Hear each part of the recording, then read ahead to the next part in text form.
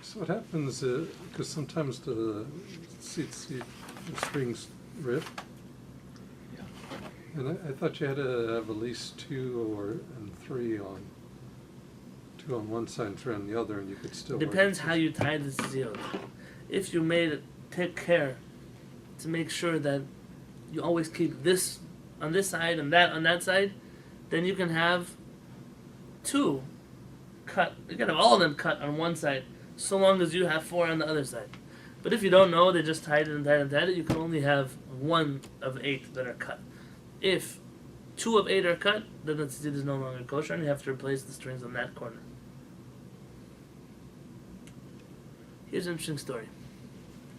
Wearing tzitzit on Shabbat. You're allowed to wear tzitzit or a talit on Shabbat in a place where there is no eruv because it's part of your clothing. The moment it becomes pasul, you're no longer allowed to wear this outside because you're carrying on Shabbat. And even if there was an eruv, you're now wearing a 4-cornered garment that doesn't have 4 corners. But here we're just focusing in on the laws of Shabbat, not on the laws of a 4-corner garment that doesn't have 4 corners. So you couldn't designate it as a scarf or a sweater anymore, as a pasul garment. Right. In other words, you couldn't change its status to being Well, a non-holy garment. I guess you But could, you're not but- wearing tzitzit, Yeah. so you Oh, would so be as a 4-corner walking garment, that around would 4 be, corners without yeah. tzitzit. That is true.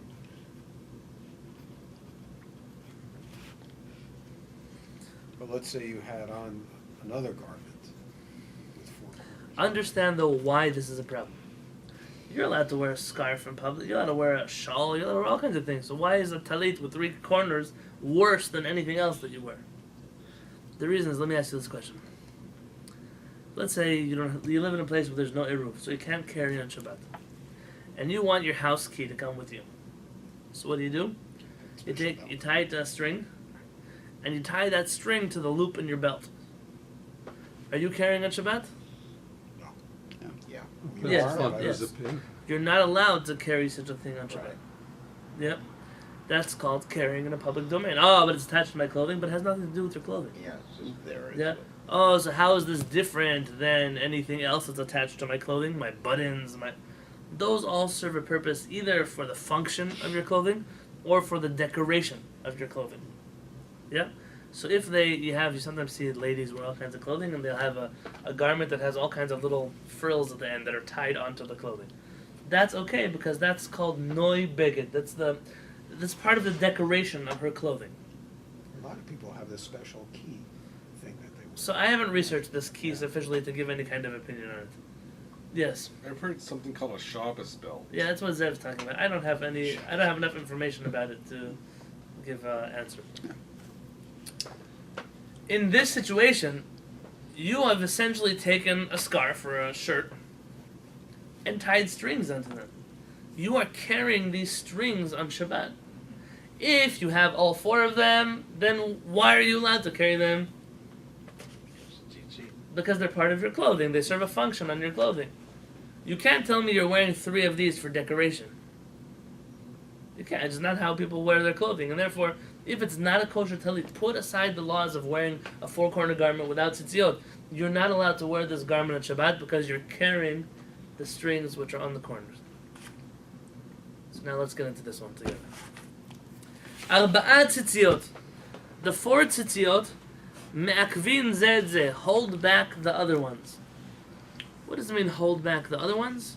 It means if you wear a 4-corner garment with 3 tzitziot on them, do you get a mitzvah, like a 3/4 mitzvah of wearing tzitzit? No. No, you need all or nothing with the corners of the tzitzit. Yeah, if you wear 2, you don't get half a mitzvah. It has to be all or nothing. Shekol zman she'en ba kol ha'arba, as long as there are not all 4 tzitziot on the corners, eina mitzuyetzet kehilchata, it does not have tzitziot on it according to halacha. V'hayotze ba l'rshut harabim b'shabbat chayav chatat. And one who wears this in public is liable to bring a chatat offering in the Beit HaMikdash.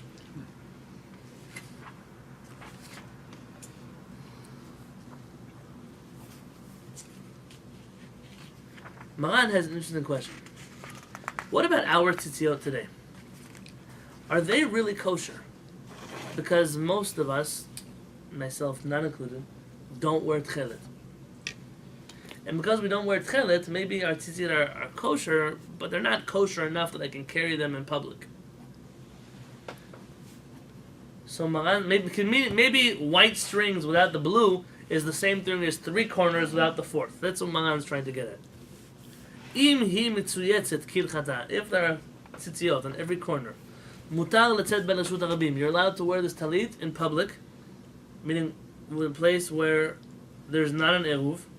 Ben talit katan, ben talit gadol. Whether it's your tzitzit under your clothes or the big talit that you wear in the Bet Knesset. Afilu bizman hazeh she'en lanu tchelet. Even nowadays that we don't have tchelet.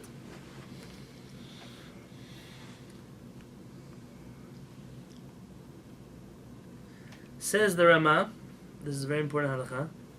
Rak shelo yeh munach lo al ktefav. So long as he doesn't wear it on his shoulders. I'll explain. Have you ever seen people? I want to just do this.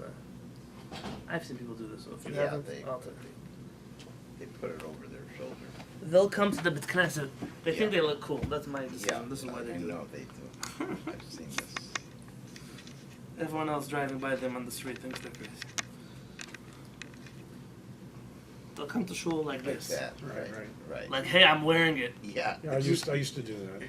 You're not Before I wearing knew better. it. This Yeah, is not you're wearing carrying it. it. Yeah. You're This carrying is a carrying of a garment, and therefore a person has to make sure that it's actually worn, the way it is worn, or else you're not wearing it it. the way it's designed to be. Yeah, and therefore, in these halachot, you have to make sure you know what you're doing. So this the Rama adds an important halakha. I don't believe the Sfaradim disagree with him, just Maran doesn't mention this halakha, and this is a halakha that we also would accept. Says the Rama, "Umokminan la talit achzakte shehu mitzriyan kilchato." Nice Aramaic in there. Do you have to check your talit every time you leave the house to make sure all your strings are intact? Because maybe one of them got ripped and then now your tzitziot are not kosher and then you're going to be carrying in public? Says the Rama, no. There's a chazakah. We have a general rule that all tzitziot are kosher. Ven tzarich levodkan kodem sheyotzeh ba. You don't have to check your tzitziot before you leave the house. And therefore, even though we have many of a custom to check the tzitziot, like we mentioned earlier in Shulchan Aruch, before you pray, we don't do that because we think the talit are pasul. And therefore, you can walk around with tzitziot or talitot and Shabbat. You won't get extra mitzvahs if you check them every time you leave the house. Because that could become a new chumrah of the month. The Rama is saying, let's shoot it down before it even becomes something. There's an interesting question. What about on Friday night? I don't know if you know, many Jewish communities wear talitot on Friday night. Right, that's Yeah, right. many Hasidim, the Yemenite community, not all, mostly the Baladi Yemenite community wears. It's found in the Talmud that the rabbis used to wrap their heads before they came to the synagogue on Friday, like we do in Yom Kippur. And many interpret that Talmud to mean that they wore their talitot. I like that custom. My grandfather didn't do it, but I liked it. And if I was living in a place where people did it, I would probably do it also. I'm not from anywhere educated, just from an emotion. I like Shabbat clothing, to wear a talit. That even though you could argue nighttime is not a time you wear your talit, and therefore maybe you're carrying your talit at night. No, so long as you're wearing it properly, even if you're wearing it at night, it's still okay to walk around with it in a place without an eruv. That's not considered carrying.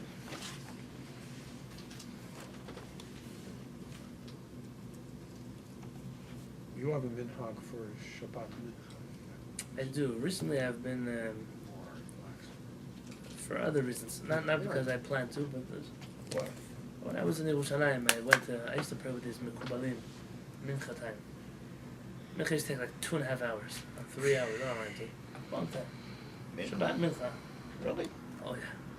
These guys, you wonder when they sleep, you wonder when they eat, you wonder when they go home, they pray all Is that forever. the Yeshiva Mekubalim? Yeah, the Yeshiva they're Mekubalim. But famous for their long prayers. yes, but they're very special. It's a special place to pray. So I liked it. You know, I mean, you go everywhere else, people are tired, they want to go to sleep. Most places, aside from San Diego, people pray mincha before their Shabbat nap. That's what I'm telling you. Yeah, They wake up at no, not like that. They wake up at 8 o'clock in the morning. They pray shachrit. They go home at 10:30. They have lunch. They're waiting. The earliest time to pray mincha is 12:30, 1 o'clock. they want to sleep all the way till Shabbat ends. So what do? They go wait for the earliest mincha. They run to the synagogue. No, do this fast. I want to get to bed. And then 1:30, 2 o'clock, they're in bed. They sleep till 8 o'clock at night. Then what happens when the Shabbat's over? They get up And then they have pizza. It's a must-have pizza. This is a... and then stay up till 3 in the morning. The Jews have invented their own Shabbat. This is a problem. But why am I telling you this? Because when I like to pray with the people that took their time to pray. There was another minyan I used to like to go to, Moshe Chabusha, who was Rabbi Yonatan Yosef's Chazan. Shaul Chabusha is an Iraqi last name? Chabusha, there's no such as Chabusha. Habusha with the Chabusha? No, okay. You correct me and you said no? Maybe Moroccan.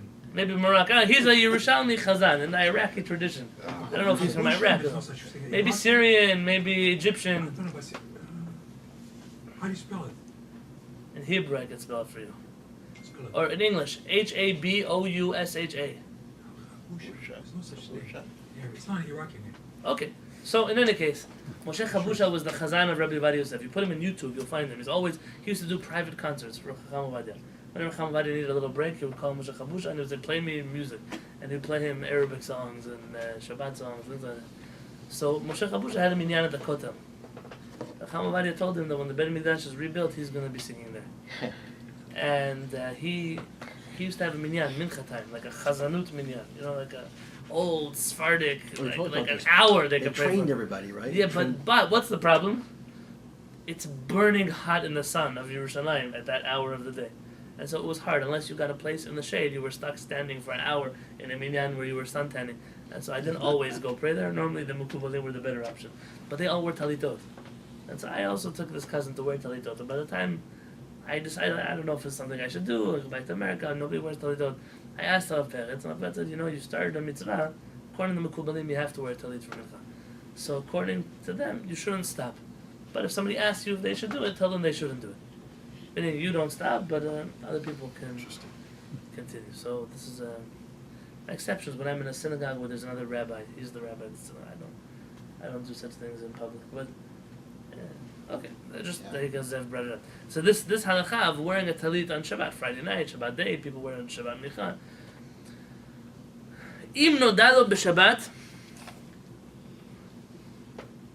If he finds out on Shabbat, kshu b'karmelit, when he's in public, karmelit doesn't exactly mean public. I'm just translating it for the sake of the argument. Shatalit shalav pasul. The talit that he's wearing is invalid.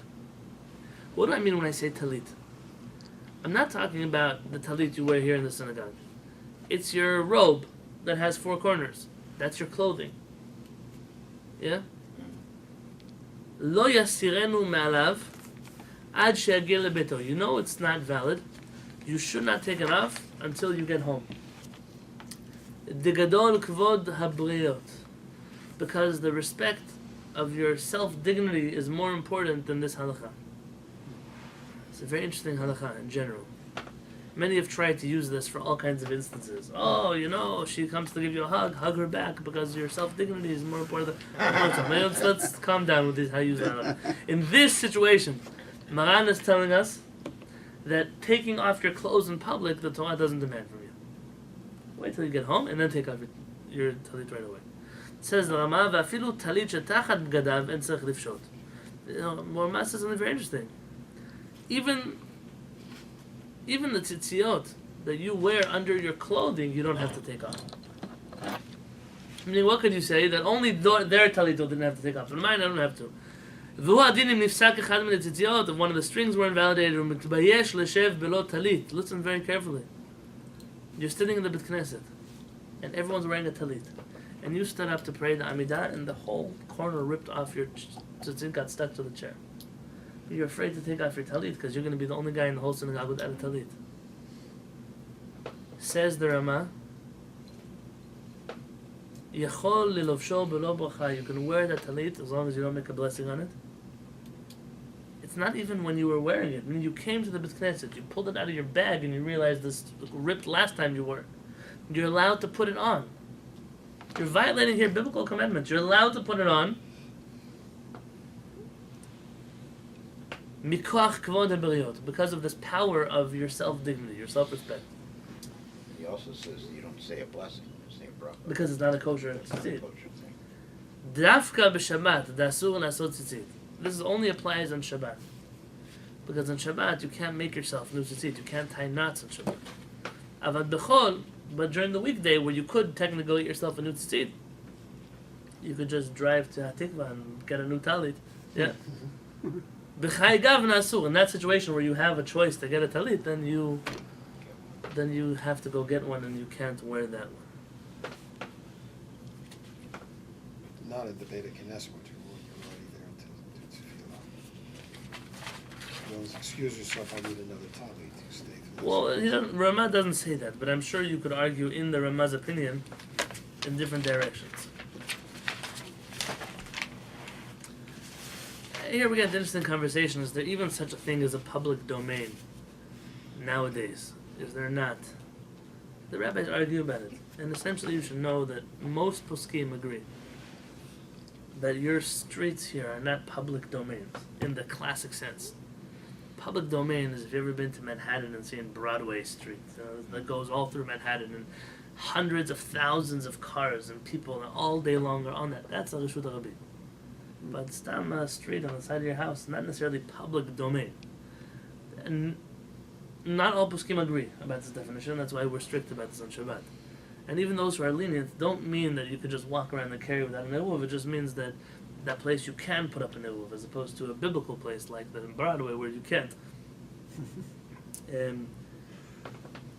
Okay, for a different time and a different discussion on the laws of Shabbat. But just so you know, there's an argument here, and that's what's going on in the bottom of the pages here.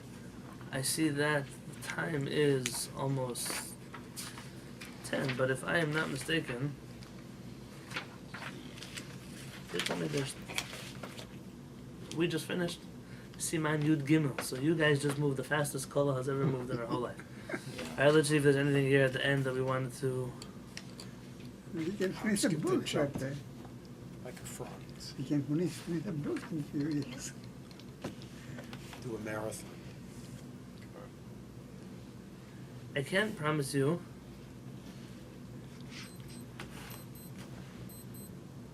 Does that mean class is over? Let's say that according to the Sfaradim, the Achronim say that Maran would not allow you to wear that talit in the synagogue. The Ramah is pushing the envelope on Kavod HaBriot. Maran was talking about a case where you're in public and you're going to take off your clothes. That's not the same thing as you're embarrassed from the guy sitting next to you at the Beit Knesset. That's something the Ramah allowed. So Ashkenazim are allowed to rely on the Ramah. According to them, that's a valid opinion to rely on. According to us, we would be strict not to do that on Shabbat. I'm sure that if you're in a place where people are religious, you might actually be more embarrassed wearing a not kosher talit. Yeah, because somebody. Yeah, someone's going to notice. Come up So you're to probably better off saying, hey, my talit ripped, that's why I'm not wearing a talit. And nowadays, Baruch Hashem, you have in the Beit Knesset all kinds of talitot you can borrow, you can wear. You should know that when you borrow tzitziot and talitot in the synagogue, ours are new, so it's not a problem. But some Beit Knesset have had the same talitot Yeah. forever and ever and ever. Nobody checks them. Sometimes the one you're going to replace yours with is not any more kosher than the one you took out of your talit bag in the first place. You just have to be careful. Are you obligated to tell someone that their talbid is not? That's a great question. If they're going to listen to you and take it off, maybe. If they're not, you might be setting them up for a situation where it'd probably be better to tell them once they take it off. That's what I would do. Unless I know they're going to listen to me.